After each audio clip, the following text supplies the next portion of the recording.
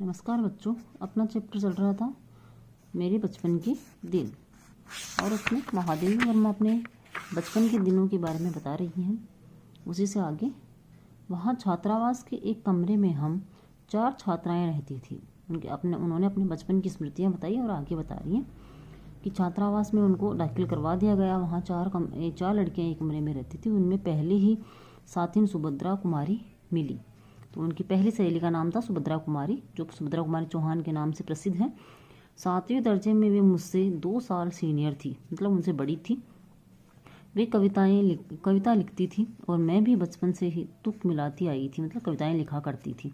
बचपन में माँ लिखती थी, पद भी गाती थी।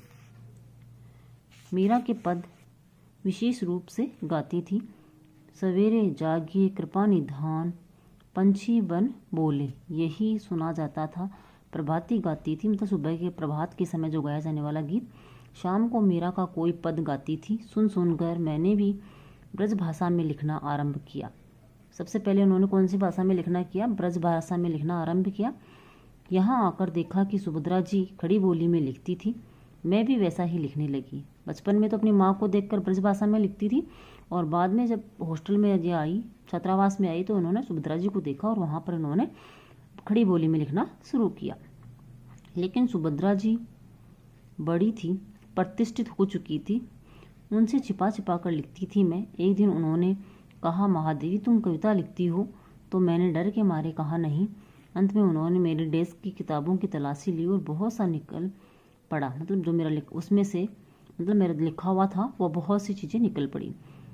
तब जैसे किसी अपराधी को पकड़ते हैं, ऐसे उन्होंने एक हाथ में कागज़ लिए और एक हाथ से मुझको पकड़ा और पूरे हॉस्टल में दिखा आई कि ये कविता लिखती है। फिर हम दोनों की मित्रता हो गई। कास्ट वेट में एक पेड़ की डाल नीचे थी। उस डाल पर हम लोग बैठ जाते थे। जहाँ वो रह रही थी वहाँ की बात हो रही है। जब और लड़कियाँ खेलती थी हम लोग तुक मिलाते थे। हम लोग कौन? सुभद्रा जी और महादेवी वर्मा।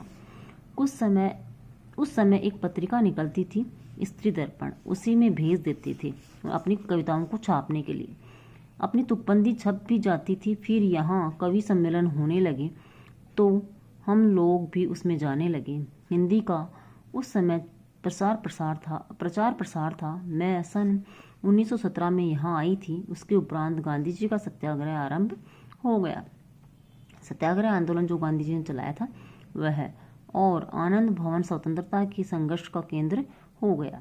तो स्वतंत्रता का केंद्र कौन हो गया? आनंद भवन नाम की जगह, जहाँ तहाँ हिंदी का भी प्रचार चलता था।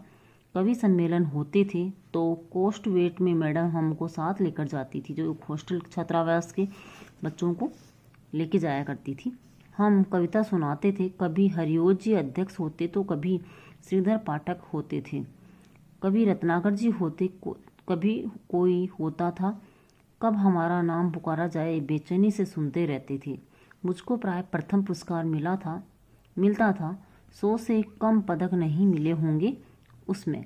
कौन से? जहाँ वो कविता पाठ करने कवि सम्मेलन में जाया करती थी, वहाँ उनको कितने पुरस्कार मिले? 100 से अधिक पुरस्कार उनको मिले थे। एक बार की घटना याद आती है कि एक कविता पर मुझे चांदी का एक कटोरा मिला, बड़ा नक्काशीदार सुंदर, मतलब उस पर मांडने निकले हुए थे। उस दिन सुभद्रा गई नहीं थी। सुभद्रा प्राय नहीं जाती थी कवि सम्मेलन में। मैंने उनसे आकर कहा, देखो यह मिला। सुभद्रा ने कहा, ठीक है, अब तुम एक दिन खीर बनाओ और मुझको इस कटोरे में खिलाओ। इस बीच आनंद भवन में बापू आए। हम लोग तब अपने जेब खर्च में से हमेशा 1-1, 2-2 आने देश के लिए बचाते थे और जब बापू आते थे तो वह पैसा उन्हें दे देते थे। बापू और महात्मा गांधी। उस दिन जब बापू के पास में गई तो अपना कटोरा भी लेती गई। मैंने निकाल कर बापू को दिखाया।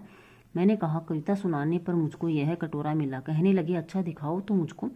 मैंने कटोरा उनकी ओर बढ़ा दिया तो उसे हाथ में लेकर बोले, तू देती है इसे? अब मैं इसे क्या कहती? मैंने दे दिया और लौट आई। दुख यह हुआ कि कटोरा लेकर कहते, कविता क्या है, पर कविता सुनने का उन्होंने नहीं कहा। लौटकर अब मैंने सुभद्रा जी से कहा कि कटोरा तो चला गया। सुभद्रा जी ने कहा, और जाओ दिखाने। फिर बोली, देखो भाई खीर तो तुमको बनानी पड़ेगी। लेखिका है महादेवी वर्मा, वह जो उनको इनाम में कटोरा मिला था वह लेकर गई, तो गांधी जी ने उनसे वह कटोरा ले लिया, मांग लिया, तो वो उनको मना नहीं कर पाई और वह कटोरा उनको देकर आ गई। अब तुम चाहे पित्तल के कटोरे में खिलाओ।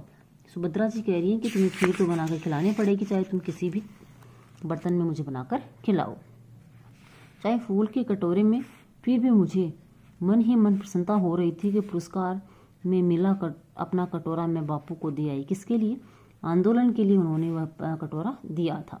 सुभद्रा जी छात्रावास छोड़कर चली गई। तब उनकी जगह एक मराठी लड़की जेबुनिशा हमारे कमरे में आकर रही।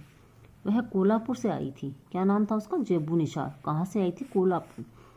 जेबुन मेरा बहुत सा काम कर देती थी। वह मेरी डेस्क साफ कर देती थी, किताबें ठीक से रख देती थी और इस तरह मुझे कविता के लिए कुछ और अवकाश मिल जाता था, मतलब कविता लिखने के लिए समय मिल जाता था। जेबू मराठी शब्दों में मिली जुली हिंदी बोलती थी। मैं भी उससे कुछ कुछ मराठी सीखने लगी थी। मैं यहाँ कौन है? महादेवी वर्मा खुद के लिए बता रही है। वहाँ एक उस्थानी जी थी, जीनत बेगम। जेबुन जब इकड़े तिकड़े या लोकर लोकर जैसे मराठी शब्दों को मिलाकर कुछ कहती तो उस्तानी जी से टोके बिना न रहा जाता। इस जो बेगम, जीनत बेगम नाम से जो थी, वो है, उनको टोक देती थी। वाह देसी कौवा मराठी बोली, कि देसी कौवा है और मराठी बोली बोलता है। जेबुन कहती थी, नहीं उस्तानी जी, यह मराठी कौवा मराठी बोलता है। जेबुन मराठी महिलाओं की तरह किनारीदार साड़ी और वैसा ही ब्लाउज पहनती थी। कहती थी, हम मराठी हूँ तो मराठी बोलेंगे। उस समय यह देखा मैंने कि सांप्रदायिकता नहीं थी। जो अवध की लड़कियां थी वे आपस में अवधी बोलती थी, बुंदेलखंड की आती थी वे बुंदेलखंडी में बोलती थी, कोई अंतर नहीं आता था। मतलब जो जहाँ का था वह वैसी ही भाषा बोला करता था। इस प्रकार आगे जो चैप्टर है वो नेक्स्ट वीडियो में। धन्यवाद।